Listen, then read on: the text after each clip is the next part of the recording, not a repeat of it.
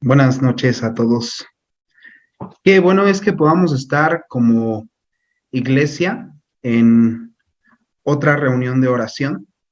Y antes de orar, reflexionaremos en Primera de Reyes, capítulo 14, en donde observaremos una vez más cómo buscamos a Dios hasta que nos sentimos abrumados, cansados, cuando tenemos un problema que no sabemos cómo resolver y cómo Dios nos permite aprender que solo le necesitamos a Él en cualquier situación, ya que solo en Él podemos depositar nuestra confianza. El título de la reflexión es Un disfraz innecesario y vamos a leer el primer libro de Reyes, capítulo 14, versículos del 1 al 13. Dice así la palabra. En este tiempo, Abías, hijo de Jeroboam, se enfermó gravemente. Por eso Jeroboam le dijo a su esposa, disfrázate para que nadie se dé cuenta de que eres mi esposa y ve a ver al profeta Ahías en Silo, el hombre que me dijo que yo sería rey. Llévale de regalo 10 hogazas de pan, algunos pasteles y un frasco de miel, y pregúntale qué le sucederá al niño. Entonces la esposa de Jeroboam fue a la sala de Ahías en Silo. El hombre ya era anciano y no podía ver, pero el Señor le había dicho, la esposa de Jeroboam vendrá aquí haciéndose pasar por otra persona. Ella te preguntará acerca de su hijo, porque está muy enfermo. Dale la respuesta que yo te doy. Así que cuando Ahías oyó los pasos de la mujer en la puerta, le dijo, entra, esposa de Jeroboam, ¿por qué te haces pasar por otra persona? Luego dijo, tengo malas noticias para darte. Llévale a Jeroboam, tu esposo, este mensaje del Señor, Dios de Israel.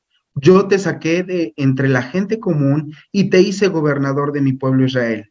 Le arranqué el reino a la familia de David y te lo entregué a ti, pero tú no has sido como mi siervo David, quien obedeció mis mandatos y me siguió con todo el corazón y siempre hizo lo que yo quería.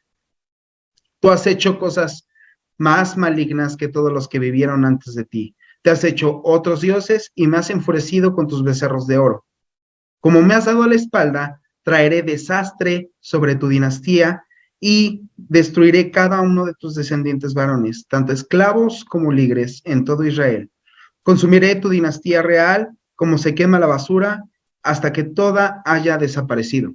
A los miembros de la familia de Jeroboam que mueran en la ciudad se los comerán los perros, y a los que mueran en el campo se los comerán los buitres. Yo, el Señor, he hablado. Después, Ahías le dijo a la esposa de Jeroboam, regresa a tu casa, y cuando entres en la ciudad, el niño morirá. Todo Israel llorará su muerte y lo enterrará. Él será el único miembro de su familia que tendrá un entierro apropiado, porque este niño es lo único bueno que ve el Señor, Dios de Israel, en toda la familia de Jeroboam.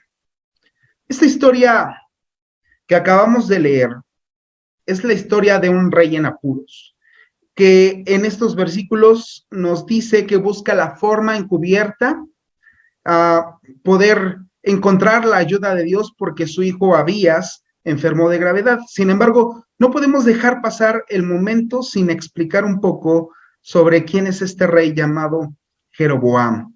Jeroboam fue un siervo de Salomón. Después del gobierno de Salomón, el reino de Israel se dividió en dos partes. El reino del sur, o Judá, gobernado por Roboam, hijo de Salomón, y está el reino del norte, que quedó bajo el reinado de Jeroboam. Dios les pidió algo en específico a los reyes de Israel y a los israelitas desde los tiempos de Salomón en Primera de Reyes 11:2.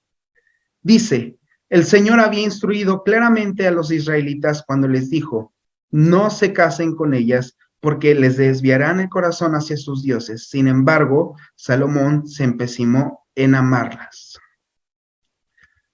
Salomón tuvo muchas mujeres que desviaron su corazón a la idolatría y al adorar a dioses ajenos, eh, les levantó altares y así su corazón se apartó del Señor. Dios decide entonces arrancar el reino de Salomón y dárselo a su hijo Roboam y al siervo de Salomón, Jeroboam, debido a su idolatría. Esto lo comunicó a través del profeta Ahías. A través de este profeta, Dios también advierte a Jeroboam en Primera de Reyes 12:38, pidiendo que guarde sus estatutos, que anden en sus caminos y que escuche lo que él le ordena. Sin embargo, él decide seguir adorando a sus ídolos junto con el pueblo de Israel, ignorando las palabras que el Señor le dijo. Entonces dice el texto en los primeros 3 versículos: en este tiempo Abías, hijo de Jeroboam, se enfermó gravemente. Por eso Jeroboam le dijo a su esposa: disfrázate para que nadie se dé cuenta de que eres mi esposa, y ve a ver al profeta Ahías en Silo, el hombre que me dijo que yo sería rey. Llévale de regalo 10 hogazas de pan, algunos pasteles y un frasco de miel, y pregúntale qué le sucederá al niño. Entonces, vemos que sigue en su condición de pecado, adorando ídolos, con su hijo enfermo, y pide a su esposa que vaya con el profeta Ahías disfrazada, recordando que él le había profetizado que sería rey, para que le dijera el porqué de la enfermedad de su hijo. Y aquí la pregunta es: ¿por qué no fue a buscar esta respuesta en los altares de los ídolos que él había dictado que se adoraran? ¿Por qué se acuerda del profeta, de su verdadero Dios, en este momento tan difícil que él atraviesa? Jeroboam no recurrió a sus ídolos porque sabía que no obtendría la respuesta que necesitaba en ellos. Así que decidió buscar al Dios que le dio el trono. Jeroboam quería los beneficios de Dios sin identificarse con Dios. ¿Se dan cuenta? Qué descarado fue este tal Jeroboam. El Señor debió haberlo matado por su rebeldía y su deslealtad, ¿no cree? Pero si te das cuenta, no somos tan diferentes a Jeroboam. Hay ídolos en nuestro corazón que preferimos antes que el Señor. Los ídolos se alzan primero en el corazón humano. Son deseos sobre otras cosas que no son Dios. Los que llegamos a ver como capaces de traernos satisfacción y felicidad a nuestras vidas. En cada persona pueden ser distintos, pero esos deseos que una y otra vez se muestran en nuestra vida y que nos traen la idea de que si tuviéramos esto, si tuviéramos aquello, entonces seríamos verdaderamente completos y felices.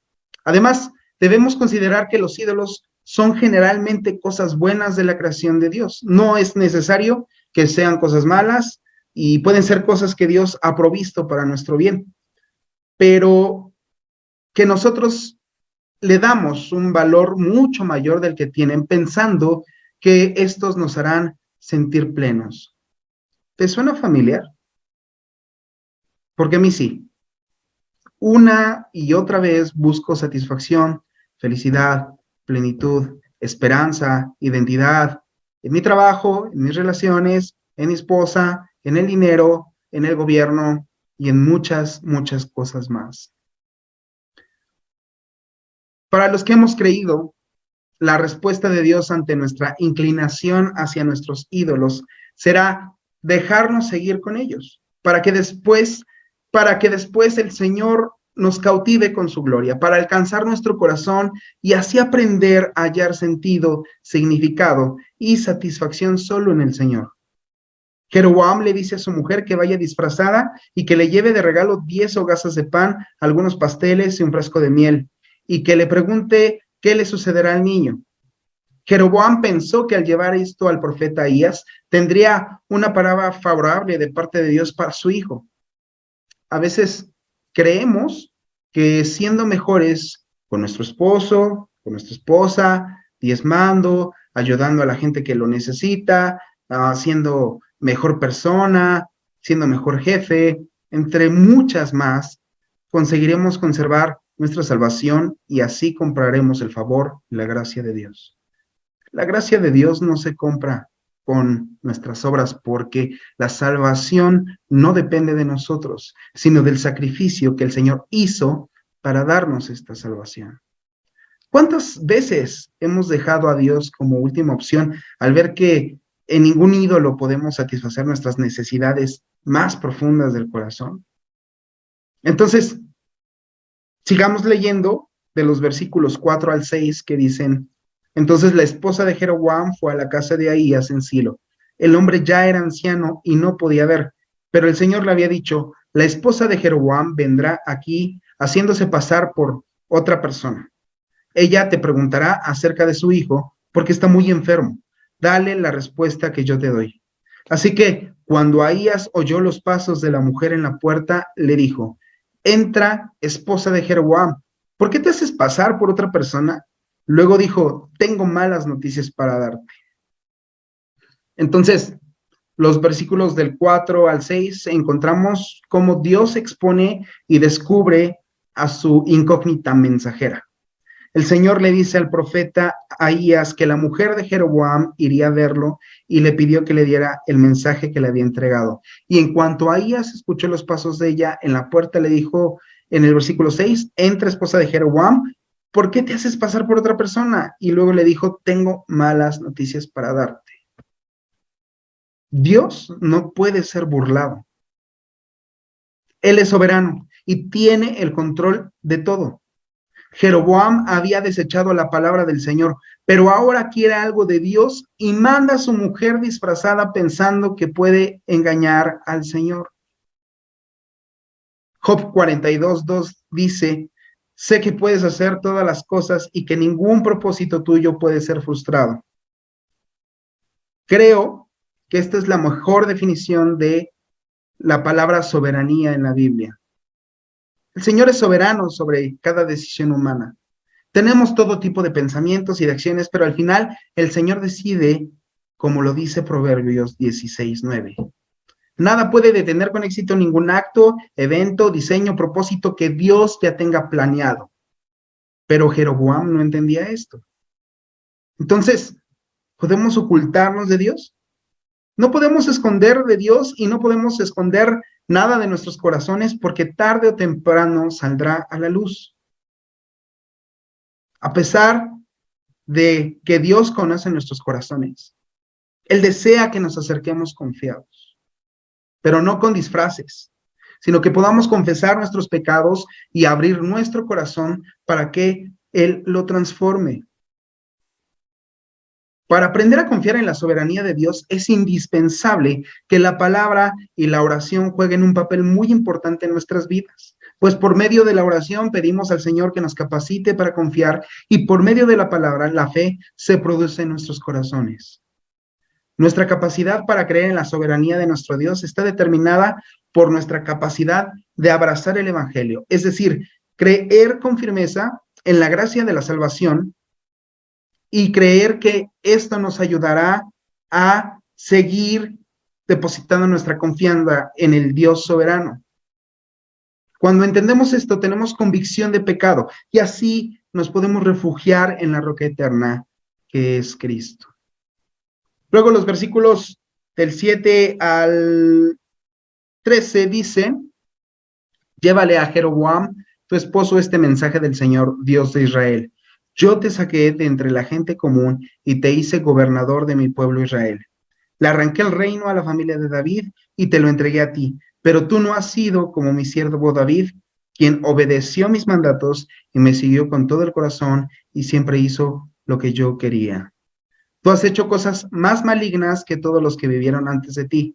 Te has hecho otros dioses y me has enfurecido con tus becerros de oro. Como me has dado a la espalda, traeré desastres sobre tu dinastía y destruiré a cada uno de tus descendientes varones, tanto esclavos como libres, en todo Israel.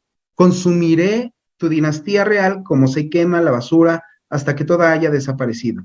A los miembros de la familia de Jeroboam que mueran en la ciudad se los comerán los perros, y a los que mueran en el campo se los comerán los buitres. Yo, el Señor, he hablado. Después Ahías le dijo a la esposa de Jeroboam, regresa a tu casa y cuando entres en la ciudad, el niño morirá. Todo Israel llorará su muerte y lo enterrará. Él será el único miembro de tu familia que tendrá un entierro apropiado, porque este niño es lo único bueno que ve el Señor, Dios de Israel, en toda la familia de Jeroboam. Finalmente, entonces, en estos versículos del 7 al 13, vemos cómo el Señor tiene palabras duras para el evasivo rey. Saúl fue un hombre malo y un rey malo. Salomón fue un buen rey, pero un hombre malo. Y aunque ambos hombres fueron malos, Jeroboam fue peor. Él se convirtió en la medida para los reyes malos de Israel que vendrían y le señalaba lo que había hecho. Dios comparó a Jeroboam desfavorablemente con David con las palabras, como David, mi siervo, que aunque él cayó en algunos pecados, aún primero él constantemente perseveraba en la verdadera adoración a Dios, de la cual tú te has revelado, y él se arrepintió de corazón y se volvió de todos sus pecados, mientras que tú eres obstinado e incorregible. De los versículos 9 en adelante, le dice Dios a Jeroboam que así como le ha dado la espalda, así destruiría su reino. Y hermanos, nosotros le hemos dado la espalda a Dios con nuestro pecado. Esto implica un descuido, una indiferencia hacia Dios. Pero Jesús hace todo lo contrario.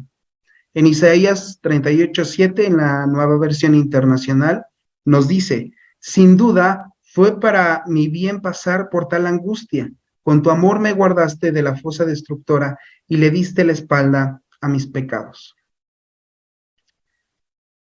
Es la misma manera que dice la palabra para describir el perdón de Dios por nuestros pecados. Él los pone a sus espaldas. Nosotros le damos la espalda a Dios, pero Él pone nuestros pecados a sus espaldas. O en otras palabras, Él se olvida de estos.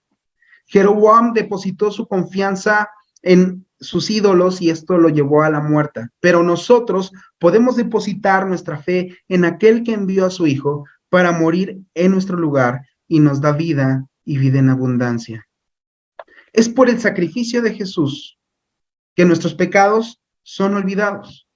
Hebreos 10 explica cómo el sacrificio de Jesús en la cruz fue un sacrificio hecho solo una vez y para siempre, y como un sacrificio único elimina completamente nuestro pecado. En Cristo somos justificados, somos declarados justos ante Dios. Romanos 8:1 nos dice que no hay condenación para los que están en Cristo. Entonces, necesitamos volver a poner nuestros ojos en Jesús mediante el arrepentimiento y la confianza en su obra redentora.